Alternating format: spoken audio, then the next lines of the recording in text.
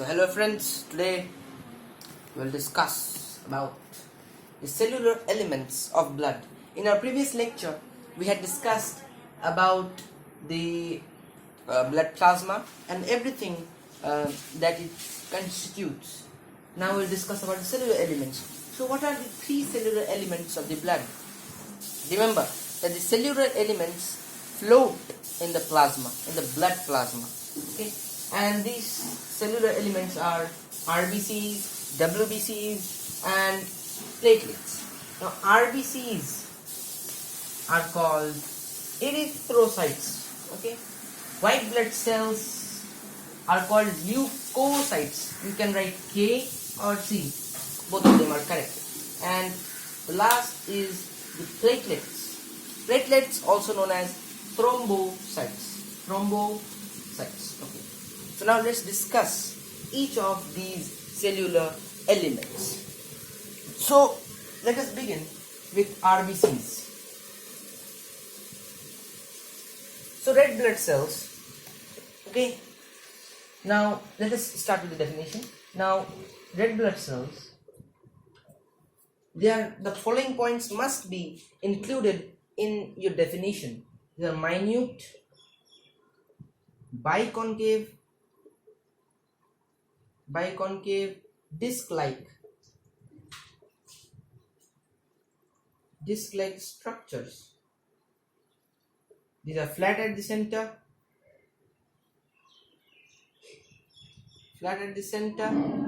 and thick and rounded.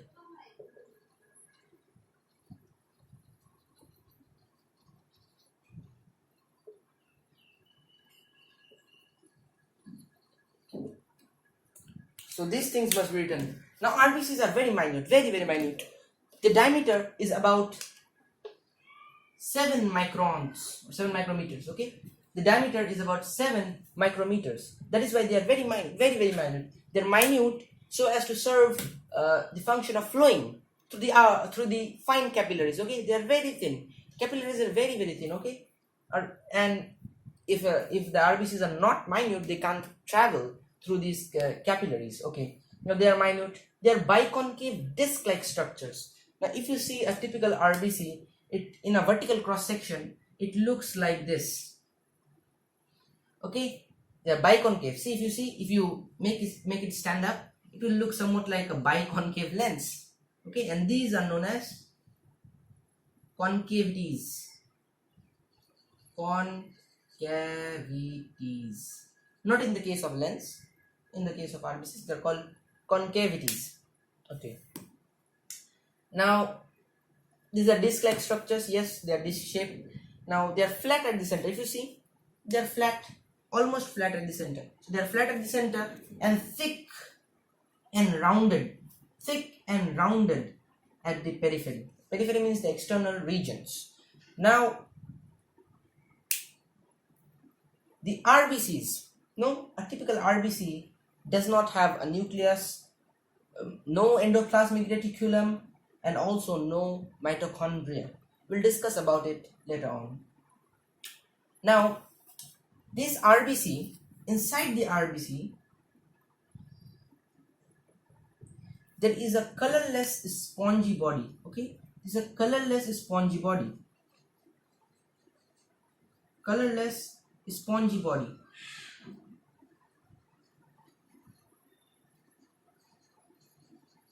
There is a colorless spongy body. Now this colorless spongy body is called stroma. Okay, this colorless spongy body is called stroma. Now in this stroma there is a respiratory pigment. What I said? There is a respiratory. Now in this stroma there is a respiratory pigment.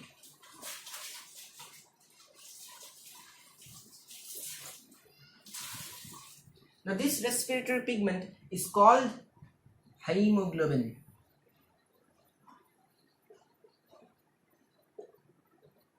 This respiratory pigment is called hemoglobin. Now hemoglobin serves for two functions. Not functions, one function and one characteristic of blood. Now its function that serves is that it helps in transport of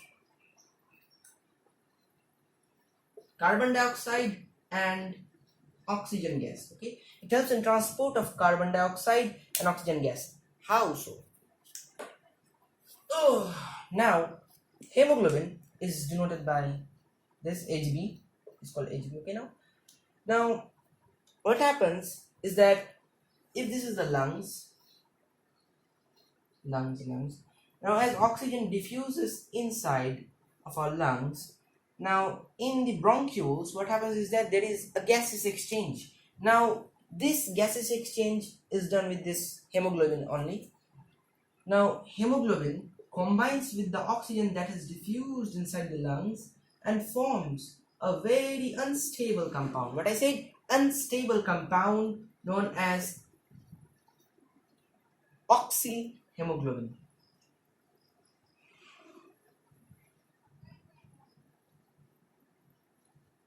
It's called oxyhemoglobin. Okay, I hope you have noted this down.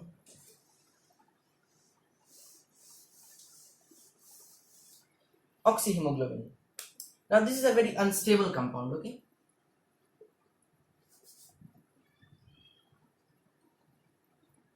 why unstable? Because if it would be stable compound, then it would not break up in the required tissues and the oxygen carrying capacity of blood would decrease. Okay, so it must be unstable so that it can break up in the required tissues. Again, after cellular respiration, CO2 is evolved. Now this CO2 evolved from the tissues is again carried by the hemoglobin as it combines with it to form another unstable compound that is known as carbaminohemoglobin. It's called carbaminohemoglobin. Carbaminohemoglobin. This is also unstable. Okay, so that it can go to the lungs again and break up there, and again it will come out of our body. Okay, through our through our nose. Okay. Now this is what happens in case of hemoglobin. So let's write a beautiful definition of hemoglobin. Now what is hemoglobin? We can write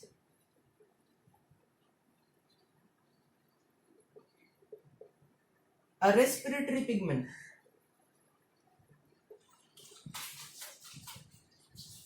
Hemoglobin is a respiratory pigment present in the colorless spongy body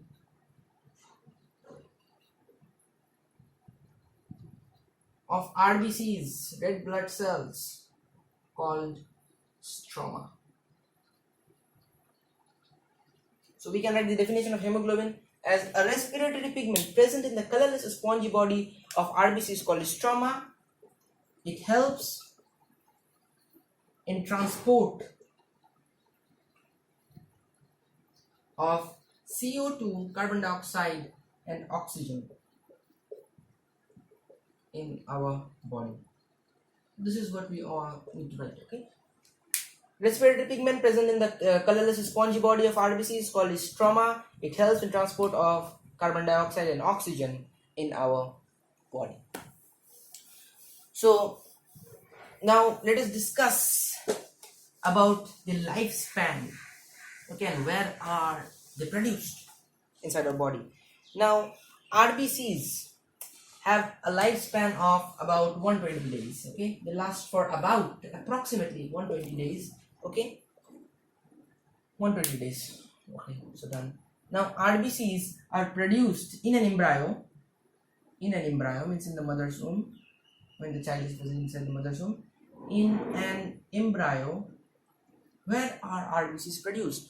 Like we know, RBCs are produced in the bone marrow of our bones. Actually, the red bone marrow of our bones. Now, in an embryo, they're produced in the lymphatic organs called spleen and liver.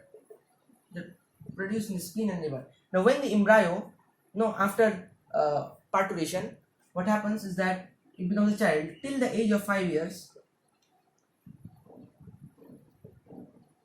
So till that age of 5 years, RBCs are produced in the bone marrow of all the bones in a child. RBCs produced in all bones,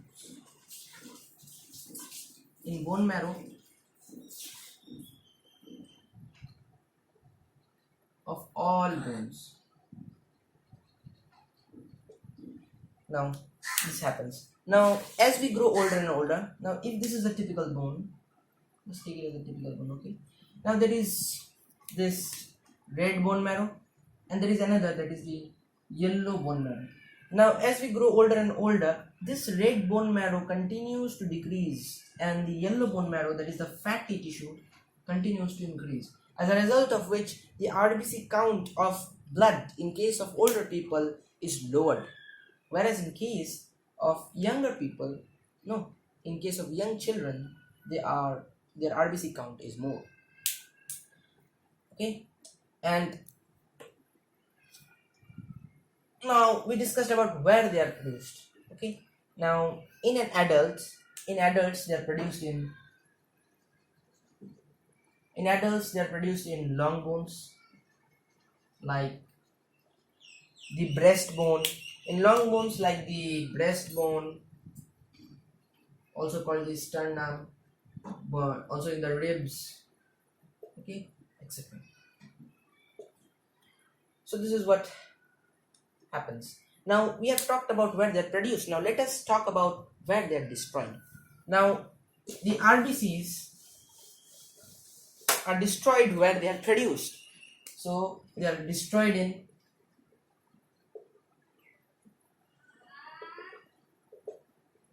the liver, also in the spleen, and also in the bone marrow. They're destroyed in the liver, spleen, and the bone marrow of our bones. Now, approximately, to an estimation, 2 million RBCs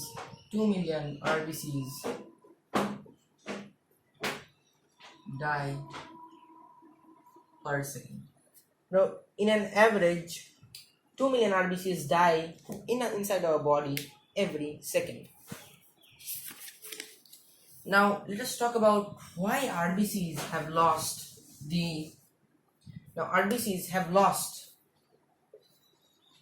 what they have lost. RBCs, red blood cells, have lost their nucleus. They have lost the nucleus. They have lost the mitochondria. They have lost mitochondria, and also they have lost endoplasmic reticulum. Now, an RBC, when it is newly produced, in essence, when it is young, it had a nucleus. But as it becomes mature, day by day, its nucleus is lost, and it becomes enucleated. Okay, it becomes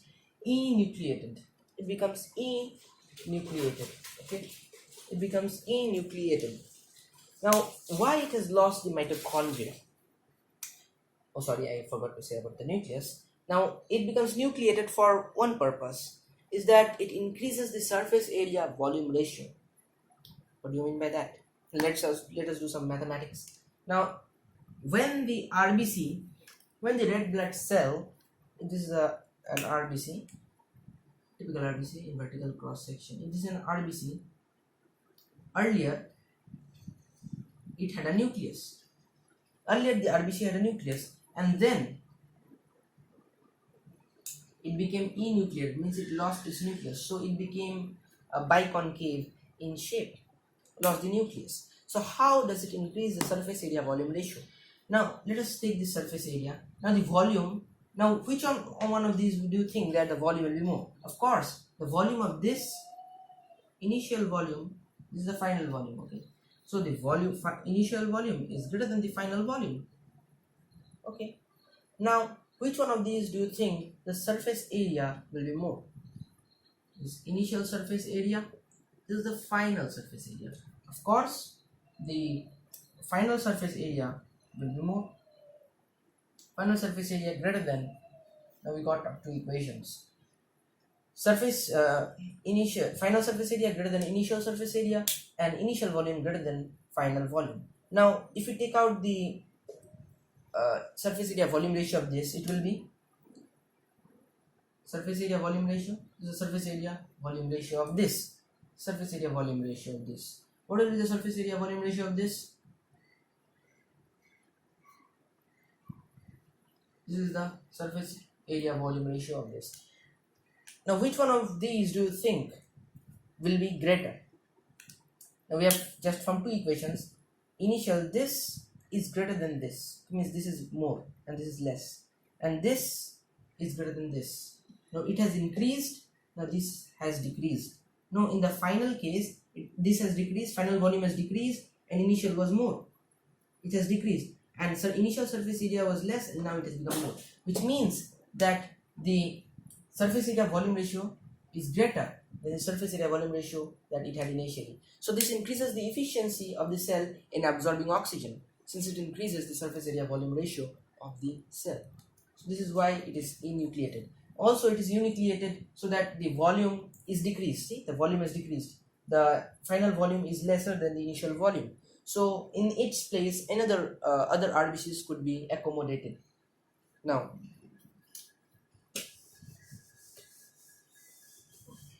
in case of mitochondria, why it has lost its mitochondria? Now mitochondria is the kitchen of the cell, okay? Is the energy currency of the cell. No, it produces energy by using oxygen. Now if the RBC, if this is an RBC, if it had a mitochondria out here, so the oxygen absorbed in the lungs would be used partly by the mitochondria and absorbed in the hemoglobin partly. So to take 100% oxygen, this, and not to be wasted by the mitochondria, what happens is that it has lost its mitochondria so that the RBC cannot use oxygen for itself.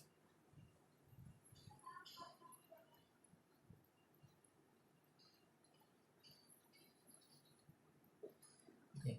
Now why it has lost its endoplasmic reticulum? Now endoplasmic reticulum provides rigidity to the cell. Now as endoplasmic reticulum is lost, so what this will do is that it will increase its flexibility. Now the flexibility will be increased. Why?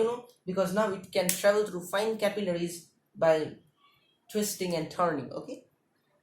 Now there are two diseases related to the increased or decreased production of RBCs. Now if the RBC count of blood is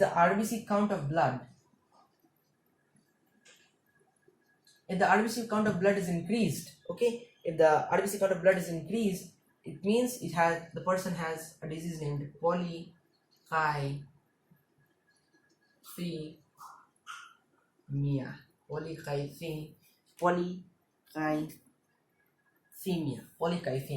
Now why does polycythemia occur? Why is there even an increase in the RBC count? Now it occurs due to two reasons. Maybe there is a problem in bone marrow. Maybe there is a problem in the bone marrow of that person, or there is increased production or the production of EPO. EPO production has increased. EPO means erythropoietin.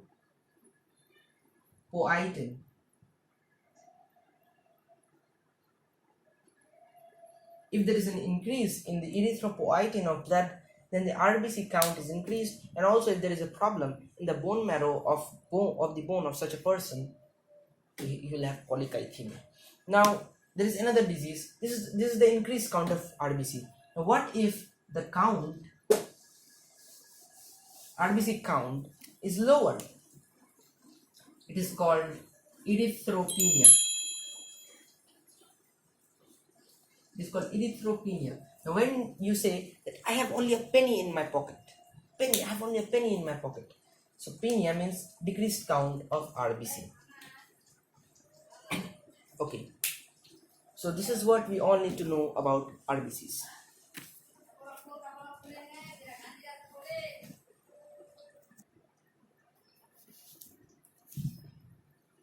So now let us talk about white blood cells. White blood cells, also known as leukocytes, you can see the spelling, it can be written as Leuco, or you can also write Leukocytes, leukocytes.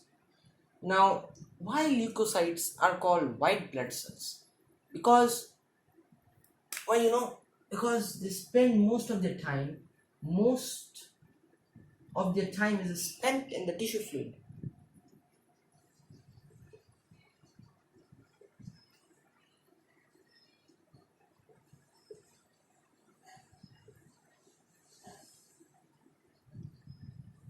Now this tissue fluid, we'll talk about it later in our videos. So this tissue fluid is actually colorless or slightly whitish in color. So that is why leukocytes is given the names white blood cells, because it spends almost 90%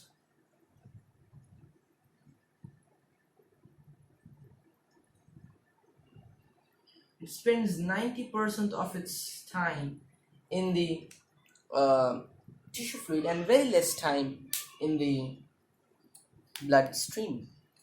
That is why it is known as white blood cells. Now let us talk about all the types of white blood cells. Now white blood cells can be broadly classified. They can be broadly classified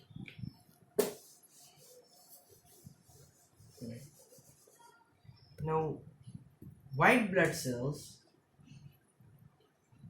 can be broadly classified into granular or granulocytes and agranulocytes.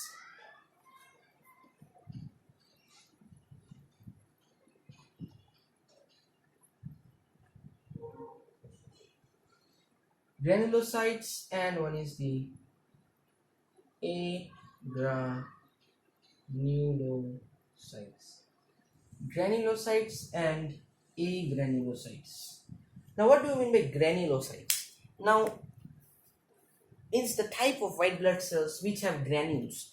Now, what are granules is that if this is a typical white blood cell and if this is the nucleus, okay, now there are small dot-like structures present inside, floating inside its cytoplasm, and this is known as granules.